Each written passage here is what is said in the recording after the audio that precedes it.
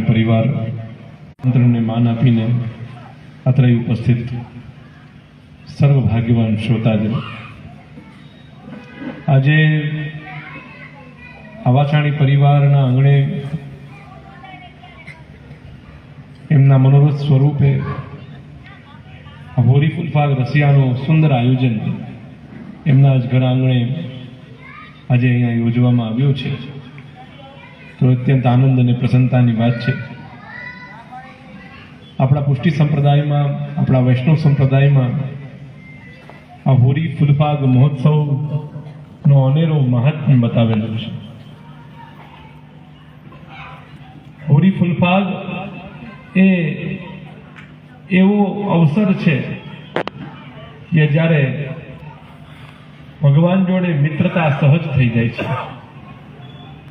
આમ જોવા જઈએ તો આપણે ત્યાં 9 પ્રકારની ભક્તિ પરમાત્માને થાય છે.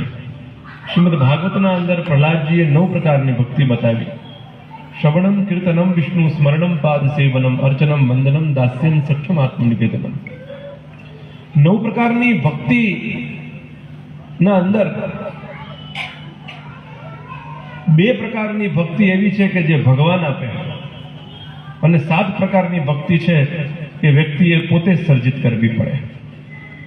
પણ જે ભગવાન આપે ને એ 2 પ્રકારની ભક્તિ છે, સખ્ય અને આત્મનિવેદન. સખ્ય એટલે મિત્રતા, ભગવાન સાથે મિત્રતા. સામાન્ય દ્રષ્ટિથી આપણી કોઈ લાયકાત નથી કે આપણે ભગવાન જોડે મિત્રતા રાખી શકીએ. આપણા જેવા જીવ માટે તો ઘણા લોકો એમને બેઠા બેઠા બોલે ભગવાન મારા ફ્રેન્ડ છે, ભગવાન મારા મિત્ર છે, પણ એવું તે વિચાર્યું છે, ભગવાન નથી કર્યું. આપણે ત્યાં ફેસબુકનો આપણે ફ્રેન્ડ રિક્વેસ્ટ મોકલવી પડે. આપણે ફ્રેન્ડ માનીએ પણ સામેવાળો એક્સેપ્ટ કરે તો એ પાકી ફ્રેન્ડશિપ કહેવાય ને. સામેવાળો એક્સેપ્ટ તો કરવો જોઈએ ને. એમ ભગવાને સામે રિક્વેસ્ટ મોકલી, ભગવાને તમારી રિક્વેસ્ટ કન્ફર્મ કરી, ત્યાં લગી આપણી મિત્રતા ભગવાન જોડે ના કહી શકાય. તો આપણે દાસ ભાવ રાખો, તમે મારા સ્વામી અને હું તમારો દાસ. ત્યાં એ ભાવના રાખવી જોઈએ જીવે ભગવાન સાથે. પણ મિત્રતા ક્યારે થાય? મિત્રતા તો ભગવાન આપે. ભગવાન સામે ચાલીને એમ કે હું તારો મિત્ર છું. તો આ વસ્તુ ભગવાન પ્રદત્ત કરે છે. પણ શ્રી મહાપ્રભુજીની કૃપાથી હરેક જીવને આ 40 દિવસ છૂટ ના મળે છે.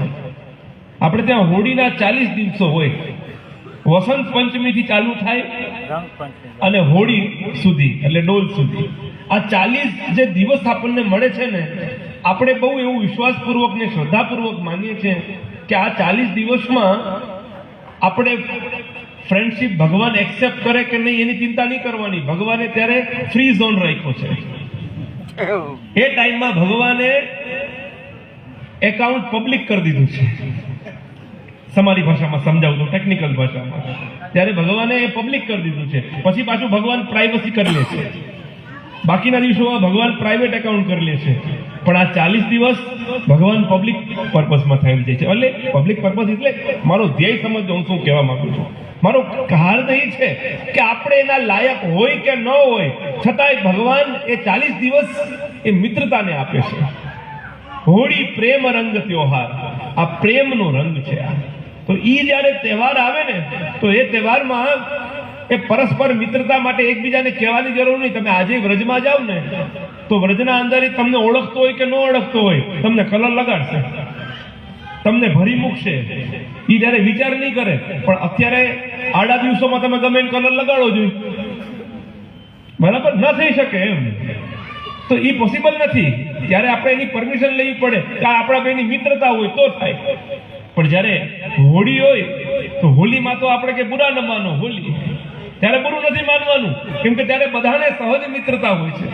આ એક એવો સમય આપણા શાસ્ત્રોએ અને આપણા પુષ્ટિ માર્ગમાં અંદર વિશેષ એવો આપ્યો છે કે જ્યારે પરસ્પર બધાને એકબીજાનો રાગ, ગિલા, શીખવા એ બધું શાંત કરીને વ્યક્તિ પરસ્પર એકબીજાને એ રંગ લગાડી અને પ્રેમની અભિવ્યક્તિ કરે છે. અને રંગ છે એ અલગ અલગ કેટલી પ્રકારના છે. એવી રીતે એટલી પ્રકારના પ્રેમો દ્વારા આપણે આ પ્રેમની અભિવ્યક્તિ રંગ દ્વારા આપણે બધા કરતા હોઈએ છીએ. તો એમ હું એમ કહું છું કે આજે આ 40 દિવસ જ્યારે આપણને આવે ને ત્યારે આપણે રસિયા કરીએ. રસિયા શું છે ખબર તમને? જેમ આપણા ગુજરાતમાં કેમ ગરબા હોય એમ ભગવાન વ્રજમાં બિરાજતા, તો વ્રજનું ટ્રેડિશન ભગવાને અપનાવ્યું. ભગવાન કેવા છે? આપણા પુષ્ટિ માર્ગીય ભગવાન કેવા છે? ઈ વસુદેવજીને ત્યાં પ્રગટ થઈને અહીર લોકોમાં વચ્ચે ગયા, પણ જેમ અહીર લોકો રહેતા એમ ભગવાન પણ રહેવા લાગ્યા. એ લોકો પશુપાલન કરતા તો ભગવાને પશુપાલન કરવા લાગ્યા. એ લોકો ગાયો ચરાવવા જતા તો ભગવાને ગાયો ચરાવવા વયા ગયા. ભગવાન એના સમાન રહીને રહેવા માંડે. જો પુષ્ટિ માર્ગમાં આ બહુ મોટી વિશેષતા છે. બાકી જેટલા બધા સંપ્રદાયો છે એના અંદર તમારે અનુકૂળ થઈને ભગવાન પાસે જવું પડે. તમે એના લાયક બનો પછી ભગવાન પાસે જઈ શકાય. પુષ્ટિ માર્ગ કેવો માર્ગ છે? જ્યાં ભગવાન તમારા અનુકૂળ થઈને તમારા ઘરમાં પધારે. બરાબર? તમે જ્યાં રહેતા હોય, જેમ રહેતા હોય, જેવી રીતે રહેતા હોય, જ્યારે ઉઠો, જ્યારે સુવો, જે ખાઓ, જે પરિસ્થિતિમાં રહો, એમ ભગવાન તમારા જોડે સંલગ્ન થઈને તમારા જોડે રહેવા લાગ્યા. ત્યારે વસુદેવજી નંદરાયજીને ત્યાં ભગવાનને પધરાવી ગયા, ત્યારે કોઈ શરત નહોતી મૂકી કે આટલું આટલું કરો તો હું તમને ભગવાનને તમારા ઘરમાં મૂકી દઉં. ભગવાનને પધરાવી જ ગયા. અને ભગવાને એ સમયે નંદરાયજી, યશોદાજી આદિ ગોપ બાળકો વ્રજનો જે ટ્રેડિશન હતું ને એમને અપનાવી લીધું. આ પુષ્ટિ માર્ગની વિશેષતા બતાવું છું વચ્ચે એક નવો વિષય મૂકીને તમને, કે પુષ્ટિ માર્ગ એ કેવો માર્ગ કે જ્યાં તમને તમારે અનુકૂળ થઈને પરમાત્મા પાસે જવાની જરૂર નથી. ભગવાન સામે ચાલીને તમારા ઉપર કૃપા કરે. પુષ્ટિનો બીજું નામ જ કૃપા છે. પુષ્ટિનો બીજું નામ જ કૃપા છે કે જ્યારે ભગવાન કોઈ સાધનની અપેક્ષા નથી કરતો. આને પાઠ કર્યા કે ન કર્યા કઈ વાંધો નહીં, માળા કરી કે ન કરી કઈ વાંધો નહીં, આને તપ કર્યું કે ન કર્યું કઈ વાંધો નહીં, જપ કર્યું કે ન કર્યું કઈ વાંધો નહીં, સત્કર્મ કર્યા કે ન કર્યા કઈ વાંધો નહીં, તોય ઠાકોરજી જીવ ઉપર અનાયાસ કૃપા કરે. એટલે શ્રુતિઓ કહે યમે વેશ રણુતે તેન લભ્ય. ભગવાન કેને પ્રાપ્ત થાય? ભગવાન કોને મળે? ભગવાન એને મળે કે જ્યારે ભગવાનને ઈચ્છા થાય કે મારા જીવ પર કૃપા કરવી. એકવાર અકબર બાદશાહ આપણા ગુસાઈજીને મળવા ગયા, અને ગુસાઈજીને મળવા ગયા એટલે ગુસાઈજીને વિનંતી કરી કે સાહબ કેસે મિલે? ભગવાન કેમ મળે? ત્યારે ગુસાઈ બાબાએ શું કહ્યું કે જૈસે આપ મિલે. એટલે કે સમજાણું નહીં, જરા વિસ્તારથી સમજાવો. તો કે તમે કોણ છો? તો કે હું આ પૃથ્વીનો રાજા છું. તો કે બહુ સારું, મારે તમને મળવું હોય તો કે મારી ઈચ્છા હોય તો મળવું, અને તમારે મને મળવું હોય તો કે આ આવી ગયો. તો બસ વાત એટલી જ છે. એ ત્રિલોકનો ધણી છે, તું તો ખાલી એક પૃથ્વી મંડળનો ધણી છે. એ ત્રણેય લોકનો ધણી છે. એ આપણે એને મળવું હોય તો આપણે મહેનત કરીએ, પ્રયત્ન કરીએ. એને આપણે મળવું હોય તો એના માટે સેકન્ડની વાત છે, એ તરત મળી જશે. તો વિચારવાની વાત એ કે જે જીવ પાસે કોઈ સાધન નથી ને એવા જીવ માટે મહાપ્રભુજી પ્રગટ થયા. જો જેને યોગ આવડે યોગ દ્વારા પ્રાપ્ત કરી લે, જેને જ્ઞાન છે જ્ઞાન દ્વારા પ્રાપ્ત કરી લે, કોઈના કર્મ બહુ સારા છે એ કર્મ દ્વારા પ્રાપ્ત કરી લે. પણ વધી ગયા આપણા જેવા, જેના પાસે કઈ નથી, જે નથી કશું આવડતું, હે ને? હમરે સુંદર શ્યામ પ્રેમ કો માર્ગ સૂધો. વ્રજભક્તો કેવા હતા? ગોપીજનો કેવા હતા? એ એમ કહેતા ઉદ્ધવજીને કે હે ઉદ્ધવ, હમરે સુંદર શ્યામ પ્રેમ કો માર્ગ સૂધો. અમે તો હો શ્યામ કો ઓર શ્યામ હમારે. અમે તો એટલું જાણીએ છીએ કે પ્રભુને પ્રેમ કરીએ છીએ. એ ત્રિલોકનો ધણી હોય, 14 લોકનો ધણી હોય, એ ક્યાંકનો રાજા હોય, એ અમને ખબર નથી, એ અમારે જાણવું પણ નથી. એ પ્રકારનો પ્રેમ જ્યારે ઉદય થાય ને ત્યારે બીજા સાધનની જરૂર પડતી. અને એવા જીવ જે વાસ્તવિક રૂપમાં પ્રભુના શ્રીઅંગની સૃષ્ટિ છે એવા જીવ માટે શ્રી મહાપ્રભુજી પધારે છે.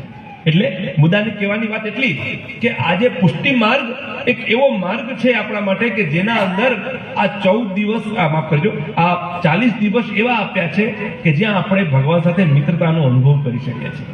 તો આપ સૌ એવો વિચાર કરો કે જ્યારે આપણે આ હોળી ખેલ ફાગમાં બધા જોડાઈએ તો આ વ્રજનું ટ્રેડિશન છે, હે ને? તો એ વ્રજના ટ્રેડિશનને આપણે અપનાવ્યું. એ ટ્રેડિશનમાં કેવું છે ખબર છે તમને? કે જેના અંદર ગાળ દેવાની છૂટ છે. મિત્રના અંદર કે મિત્રતા હોય ને તો મિત્રતા એકબીજાને ગાળ આપી શકે, પણ જ્યારે કોઈ બીજાને આપણે ન બોલી શકે, ખોટું લાગી જાય. અને મિત્રને તો એમ થાય ગાળ ન આપી તો ખોટું લાગી જાય, એટલે ગાળ કેમ ન આપી દે મને આજ વખતે.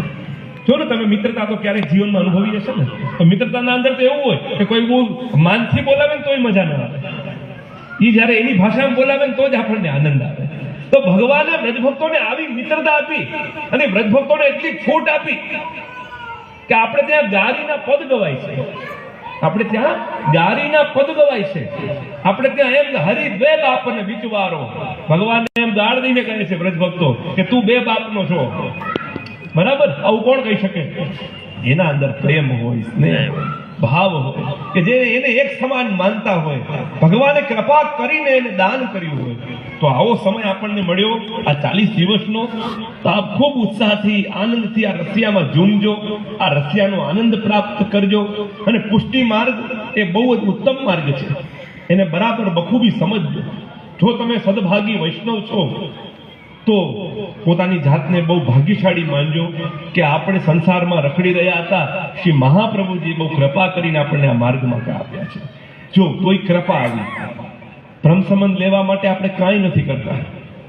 ધ્યાનમાં આવે છે તમને? મેં તમને 2 વસ્તુ કહી હતી, 2 પ્રકારની ભક્તિ જે ભગવાન આપે. પહેલી ભક્તિ સખ્ય, મિત્રતા, અને બીજી ભક્તિ કઈ? આત્મનિવેદન.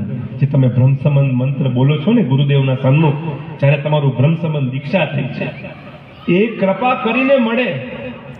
એના માટે ક્યારેય કોઈ ગુરુદેવ એમ નથી કહેતા કે પેલા તું 1 વર્ષ આટલો જપ કર, 1 વર્ષ આટલું તપશ્ચર્યા કર, આટલા બધા વ્રતો કર, આટલા નિયમોના પાલન કર, પછી હું તને બ્રહ્મ સંબંધ આપીશ. અહીંયા તો જીવ આવે તો તરત એના ઉપર કૃપા થાય અને બ્રહ્મ સંબંધ મળી જાય, કોઈ બીજી કન્ડિશન વગર. બરાબર? તો આ પુષ્ટિ માર્ગની કેટલી વિશેષતા! આ મહાપ્રભુજીની કૃપા નથી તો શું છે? તમે વિચાર કરો, આ કેવડી મોટી કૃપા જ છે ને. નકર તો શિવ બ્રહ્માદિકને દુર્લભજી એ વલ્લભ પ્રભુ પ્રગટા પ્રમાણ કીધા સર્વે સુલભજી. શિવ બ્રહ્મા આદિને પણ અનેક તપશ્ચર્યા કર્યા પછી પણ જે ન મળ્યું આપી દીધું. અને હું તો એટલું ગૌરવ અનુભવું કે આપણો એકમાત્ર પુષ્ટિ માર્ગ કે જેને સ્ત્રીઓને સેવામાં અંદર પ્રવેશ આપ્યો, આપણા પુષ્ટિ માર્ગની સૌથી વિલક્ષણતા. આજથી 550 વર્ષ પહેલા કોઈ સ્ત્રીઓને મંદિરમાં પ્રવેશ નહોતો, અને કોઈ સ્ત્રીઓને ભગવાનના વિગ્રહને અડવાનો પણ અધિકાર નહોતો વેદની મર્યાદા અનુસાર. પણ શ્રી મહાપ્રભુજી જે સ્થાપકો વેદ પારગ, મહાપ્રભુજી બહુ યુક્તિથી કામ કર્યું. મહાપ્રભુજીએ વેદની મર્યાદા પણ રાખી અને કોઈને અધિકારથી વંચિત પણ ન રાખ્યા. એ સ્ત્રી હોય, શુદ્ર હોય, મ્લેચ્છ હોય, ગમે એ જાતિમાં જન્મ્યો હોય, એનાથી કાંઈ લેવા દે. ભક્તિ માટે બધા સ્વતંત્ર, પશુ પક્ષી પણ ભક્તિ કરી શકે. આ પુષ્ટિ માર્ગની વિશેષતા જો તમે, પશુઓ અને પક્ષીઓ શરણે આવ્યા છે. એટલી કૃપા શ્રી મહાપ્રભુજી ગુસાઈજીએ કરી. તો હવે વિચાર કરો કે કેટલા આપણે સદભાગી છીએ કે આપણને આ વસ્તુ પ્રાપ્ત થઈ છે. કઈ વસ્તુ? તો કે ગદ્ય મંત્ર, બ્રહ્મ સંબંધ મંત્ર આપણને સહજતાથી મળી. તો એ કેવડી મોટી શ્રી મહાપ્રભુજીની આપણા સૌ ઉપર કૃપા કહેવાય કે અનાયાસ જ આપણને આ મળી ગયું છે. અને ઘણીવાર એવું થાય ને કે બહુ સહેલાઈથી મળેલી વસ્તુની કિંમત ન હોય આપણને, અને આજે એ વસ્તુ આપણને જોવા મળે છે કે આ બ્રહ્મ સંબંધ શું છે, આમ ફટ મળી જાય છે. તરત આવ્યા, વિનંતી કરીને બ્રહ્મ સંબંધ થઈ ગયું. એટલે એને એમ લાગે બ્રહ્મ સંબંધ તો બહુ કોમન છે, સહજ છે, આનો મળી ગયું. એવું નથી હોતું. બહુ સદભાગ્ય અનંત જન્મોના જ્યારે સિંચિત કર્મો ભેગા થાય ને ત્યારે વ્યક્તિ આ બ્રહ્મ સંબંધ મંત્ર દીક્ષા પ્રાપ્ત કરતો હોય છે. અને જે નંદ ઉત્સવમાં તમે વિચાર કરો કે વ્રજ ભક્તો ઉપર કેવી કૃપા કરી હશે કે શિવજી, લક્ષ્મીજી, બધા દેવતાઓ પણ ત્યાં દર્શન કરવા આવ્યા, અને એ લોકોને પણ એમ થયું કે આ લાભ અમને પણ પ્રાપ્ત થાય. એવી કૃપા શ્રી મહાપ્રભુજી આ કલયુગમાં પ્રગટ થઈ. અને આપણા જેવા જીવ કે જેને કેવા છે નિસ્સાધન, જેના પાસે કોઈ સાધન